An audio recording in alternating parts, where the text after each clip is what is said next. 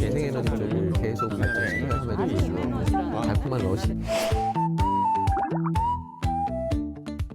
근데 들어보니까 우리가 솔직히 탄소를 안 쓸 수는 없는 것 쓸 수는 같아요. 없죠. 예. 그렇다면 이 대안으로 요즘 신재생에너지, 맞아요. 뭐 신재생에너지 많이 말하잖아요. 음.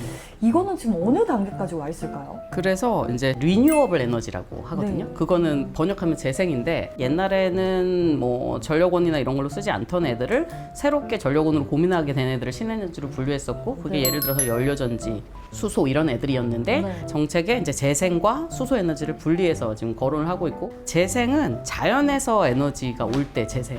그래서 태양광, 풍력, 수력 뭐 태양열, 지열, 바이오까지 이런 정도를 재생이라고 하는데 재생에너지를 2030년까지 20% 이상 발전량 비중을 가져가게 네. 하자라는 정책적인 지향을 갖게 된 거는 한 10년 정도 된 것 같은데 그때 가장 많이 댓글에 많이 달던 게 우리나라는 뭐 사계절이 어쩌고 태양빛이 별로 없고 바람도 없고 막 이런 거였거든요. 그래서 이제 한국의 일조량이 어떤가 사계절 있는 나라가 한국밖에 없진 않거든요. 많잖아요. 뭐 그렇다고 우리가 사우디아라비아나 캘리포니아 같은 일조량을 갖진 않았지만 그렇게 태양광을 많이 한다는 독일이나 아니면 네덜란드 같은 경우에는 태양광 비중이 거의 뭐 20% 이제 거의 육박하게 되는데 17% 정도 된 것 같은데 우리보다 일조량이 훨씬 나빠요.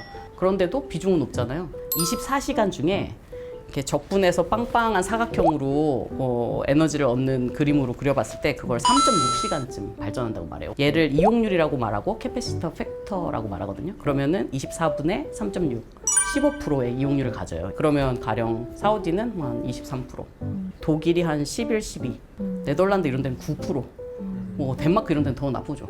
그런데 세계 평균 태양광 발전 비중이 2025년에 8.7%예요. 우리나라는 5.8%쯤 돼요. 평균보다 좀 낮죠. 낮네요. 그러면 지금 종합해 보자면 그 태양광 에너지 발전의 효율은 이용률은 이용률은 평균 정도인데 자연에서 오는 이용률은 그 지금 개발의 속도나 적용률은 평균보다 낮은 상태인 거죠. 기술이 없진 않고 네. 다만 보급이 재생에너지의 단점은 찾으려면 누구나 찾을 수 있잖아요. 네. 햇빛은 느리지 않고 네. 바람은 뭐 부정적으로 생각하면은 사우디만큼 좋지 않잖아 라고 네. 말할 수 있잖아요. 되는 이유를 찾아서 해야 되는데 그렇게 하지 않으면 영영 못하는 건데 제가 이렇게 세계 평균에 못 미친다라고 말하면 그래도 용량으로 치면 많아라고 해요. 왜냐면 우리나라 태양광의 보급 용량이 36기가와트 정도 했어요. 이게 어느 정도 규모냐면 용량만으로는 세계 10위 정도 될 것 같아요. 근데 그러면 다른 에너지는 안 그렇겠냐는 거죠. 네. 이거를 1인당 얼마나 발전하느냐로 따져봐야 되겠죠. 1인당은 당연히 10위 안에 없죠. 이제 미국이 아무리 화석연료 지향을 갖고 있는 것 같아도 2위로 많이 발전한 나라는 미국이에요. 그런데 1인당 발전량을 치면 미국은 10위 안에 있어요. 중국은 10위 안에 없어요. 그만큼 전기를 많이 쓴다는 거죠. 네. 한국도 용량이 10이지만 1인당 발전량으로는 10위 안에 없어요. 그만큼 많이 쓰는 거죠. 반대되는 얘기를 한번 드려봐도 될까요? 네. 저는 그 원인 중 하나를 우리나라의 에너지 소비 양과 산업의 구조 여기서 좀 많이 찾는 편이거든요.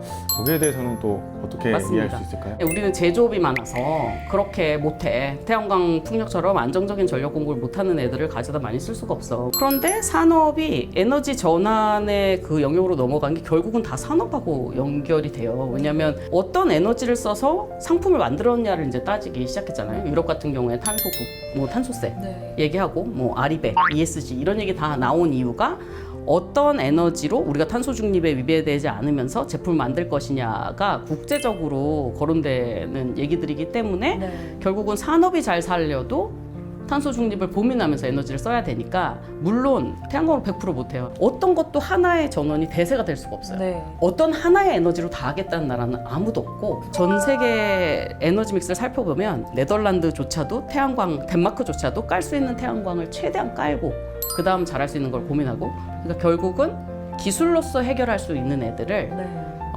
저는 우리나라에서 태양광이 별로 들어오지 않을 것을 늘 상정하고 보급을 어떻게 과학적으로 문제를 해결할 것인가를 고민하지 않아서 보급을 전환을 충분히 속도 있게 못하고 있었다고 생각이 들어요. 근데 이제 지금 뭐 에너지 전쟁이다 이렇게 이야기를 하잖아요. 그러니까 특히 유럽 같은 경우는 러시아의 가스에 의존해 그렇죠. 오다가 속도를 도저히 재생에너지는 따라잡을 수 없어서 다시 화석연료나 아니면 핵으로 나아가야 된다는 논의가 지금 유럽에서 일어나고 있잖아요. AI나 뭐 휴머노이드 로봇이나 이 속도에 따라서 에너지의 수요도 폭발적으로 증가할 텐데 여기서 딜레마가 발생할 수는 있을 것 같아요. 그러니까 예를 들면 재생에너지를 가는 것과 그리고 친환경이 아닌 어떤 에너지들을 그 수요에 맞게끔 맞추려고 하는 공급이 있을 것 같은데 그런 전쟁들 때문에 화석연료에 대해서 덜 쓰려는 거가 유예된 부분은 있을 수 있어도 실제 데이터에서 재생에너지가 증가하는 부분이 유예되진 않아요. 믹스가 중요하고 어떤 에너지건 재생이 늘어나서 마이너스 되는 부분이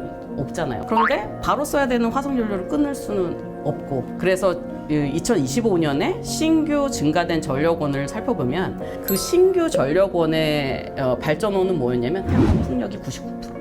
결국은 이 에너지 정책 기구들이 조사한 바에 따르면 그래도 재생에너지를 많이 깔고 열심히 깔고 속도 있게 깔려고 노력하는 나라가 더 회복력이 좋은 거예요.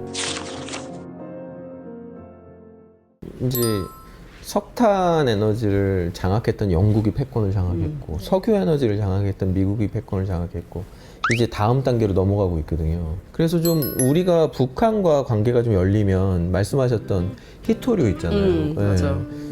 평부 정주에서 난다라고 하는 히토류나 이런 것들은 반도체와 바로 연결이 될 거고 그리고 만약에 북한과 우리가 철도만 연결이 돼서 러시아와 연결이 된다면 지금 중국과 러시아 간에 연결되려고 하는 시베리아 힘2가 계속 가스관이 연결되고 있는데 말씀하신 것처럼 맞아요. 균형을 잡으려면 재생에너지, 가스, SMR의 우라늄은 또 북한의 노총 강산에 많거든요. 이제 중국과 미국 사이에 어떤 에너지를 장악할 것인가 그리고 우리는 거기서 어떻게 전략적으로 대처하고 혹은 전 세계를 리딩할 수 있는 포지션을 가져갈 것인가의 핵심은 남북관계에 있다, 아이러니하게 라는 생각이 좀 들어요. 사실 에너지 믹스라는 개념 자체가 그런 에너지원들이 갖고 있는 리스크를 분산시키는 네. 전략이라고 볼 수 있겠죠. 오늘 에너지에 관해서 이렇게 깊은 얘기 들어봤는데 각각 어떠셨는지 소감 한번 들어볼까요? 아까 탄소 발자국 하셨을 때 나 어저께 소고기 먹었는데 이 생각을 했어요. 그래서 개인적으로 뭐 식생활이나 아니면 뭐 AI 활용하는 것도 어떻게 하면 좀 적게 활용해야겠다는 생각을 하나 했고 지금은 남북관계가 좀 교착돼 있는데 결국에 우리 또 에너지 문제가 마지막에 활용 정점은 남북 협력이어야 되는구나 이 생각이 또 오늘 간절히 하게 됐습니다. 국력이 있어야 전쟁 억지력도 있고 평화를 유지할 수 있다고 하는 것처럼 기술을 가져야 기술로서 뭔가 극복할 수 있고 또 외교도 더 원활하고 나는 이만큼 가졌으니까 너네는 뭘 내놓을 것이냐 이런 협상도 되잖아요. 그래서 그런 부분들을 늘 기술에 대한 마음의 문을 열고 한번 늘 눈여겨봐 주시면 좋겠다 이런 생각이 들었습니다. 우리가 평화 얘기를 많이 하는데 평화와 반대되는 단어를 하나씩 꼽는다면 이란이라던가 지금 아프리카라던가 중동 쪽에 벌어지고 있는 전쟁들을 맞닥뜨리는 일상은 그 평화라는 단어가 얼마나 소중할까. 그래서 평화를 사유하고 생각할 수 있는 공간들이 조금 더 그 전국적으로나 좀 확대됐으면 좋겠다.